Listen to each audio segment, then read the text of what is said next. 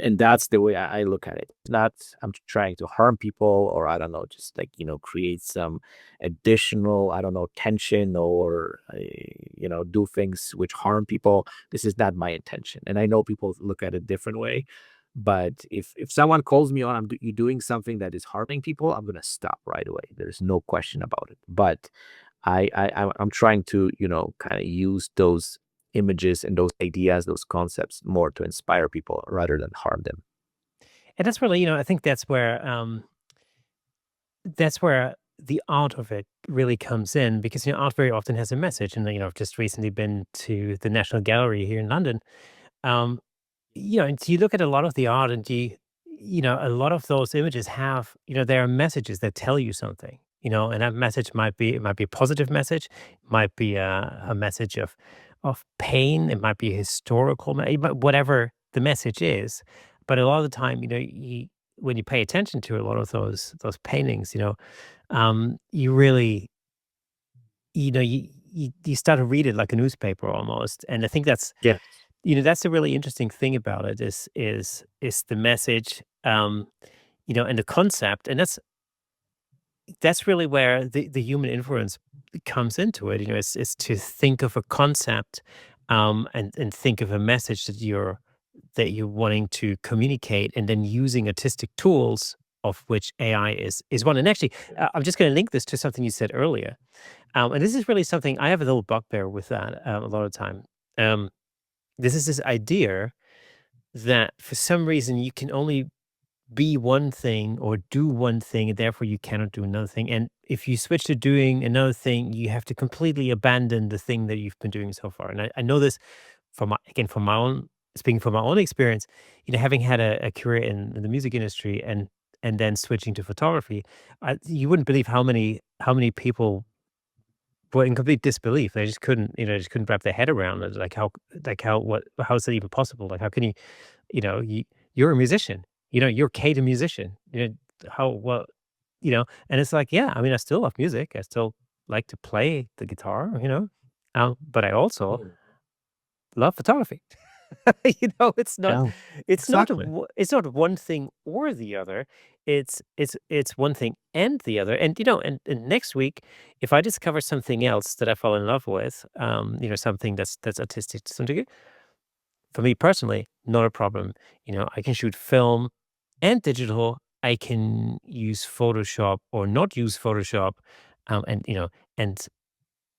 and therefore, you to me personally, using AI as yet another tool, in order to, communicate that creativity in your head with the world. It's a no-brainer to me personally, but everybody's got their. Yeah, 100% agree with you. And I think, it's the message we are sending, I think, through this images, or through music, through different types of arts.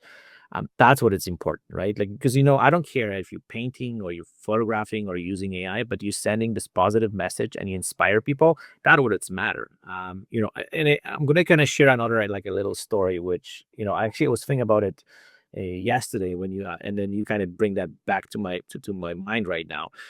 So, I was always big fan of World Press Photo. I know, probably heard about it. This is like, major, photography exhibition, and like, it's always, I've been big fan of it. They picking one of the top, images from, like, I don't know, the last year.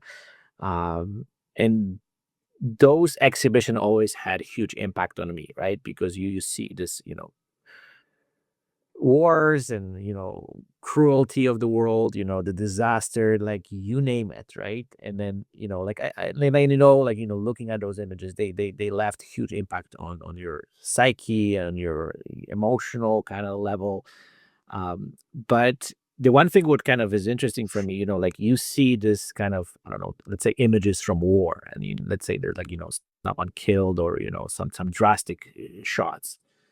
From one hand, it's kind of, interesting to see something like this, because it's going to leave huge impact on you. But at the same time, like, I wouldn't, like, my perspective, from one hand, I wouldn't want these people to go for this just so I can see it and have an impact on me, right? Because someone died, someone lost, and we just see like the image, but we have no idea how much this whole thing left behind, the destruction, like how people grieving and sacrificing and, living in poverty and all this stuff, right? Um, so, maybe, and again, I don't know, this is just maybe weird idea, like why don't we use images which are fake, leave that impact and make us better instead seeing those shots where, actually impact people. Why don't we make this world better where, people don't have to go for this, kind of struggle and wars and poverty and all this stuff. And then we can kind of create this impact on ourselves different way, right?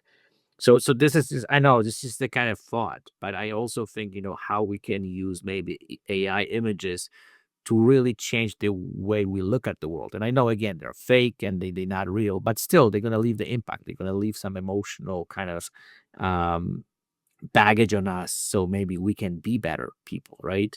Again, this could also comes into, global warming, right? We see those disastrous images, right? Do I want to see them? I would rather, living in this kind of world where, this whole thing is fixed up and then we're living in a healthy environment and, we work on making things better and then, you know, don't kind of like getting impacted by those images who are, like showing how disastrous this world is, right? And I know sometimes we have to see it, but at the same time, like I would rather to use AI to make this world better and don't kind of get influenced by those images. I know I'm just running circles right now with this, but the way I look at it is, how, having the ability to create images which could create this positive emotional impact on people. And doesn't matter they're real or fake. I think with the fake ones, at least we know nobody gets hurt or nobody died or anybody has to go for this, kind of disaster in their lives and just make us think about, what possibility there is, that could happen and, make the change and, just kind of be proactive, whatever, just for using those images. I don't know if that makes sense, but, The funny thing is, if you took everything that you've just said and you replaced the term AI with the word art, nobody would ever disagree. You know, yes. that's the thing. Um, what advice would you give photographers who are maybe hesitant, Mm. about integrating AI into their work? You know what? I think my advice would be just try it. Don't kind of hate this because it's something against what you've been doing for the last 20 years.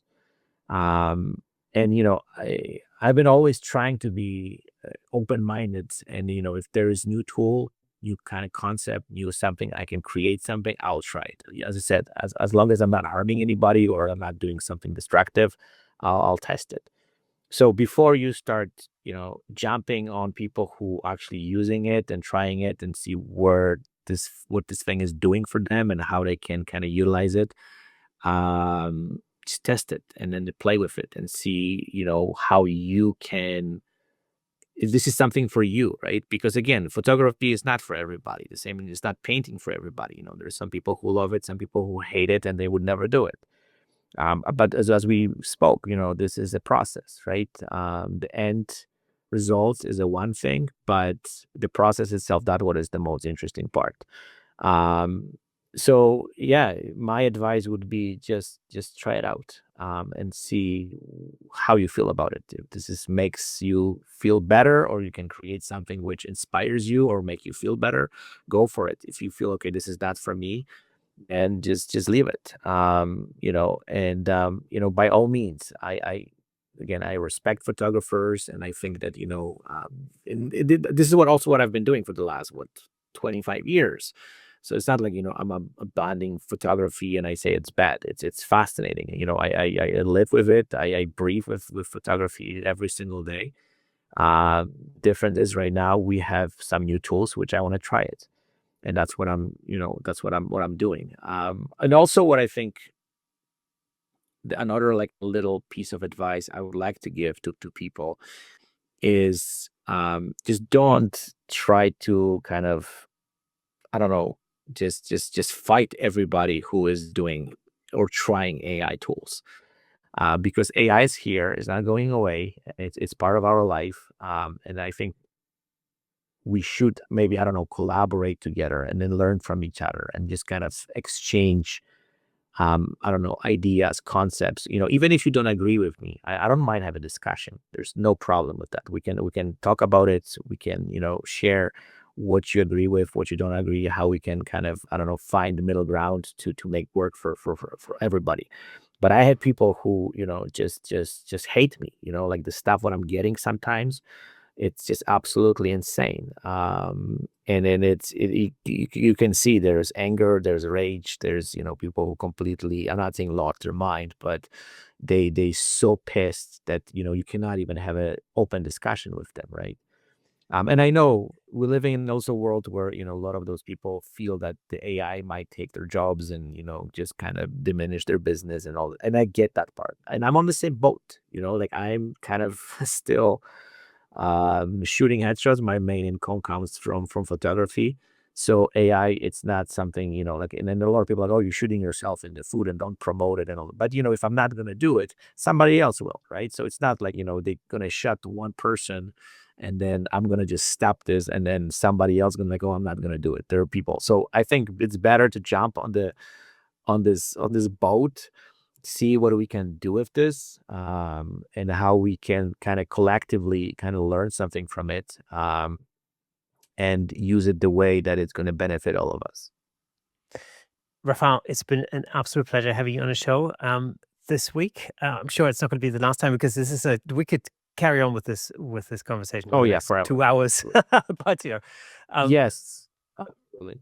Rafal, it's been an absolute But pleasure. thank Thank you you so much. for inviting me and, open and being open up to have that conversation, because I think that's extremely important. And this conversation should be ongoing, and it doesn't matter on which side of the kind of story you are. Thank you so much for tuning in. If you enjoyed that clip, then press here for the full episode in glorious Technicolor. Hey, and don't forget to subscribe.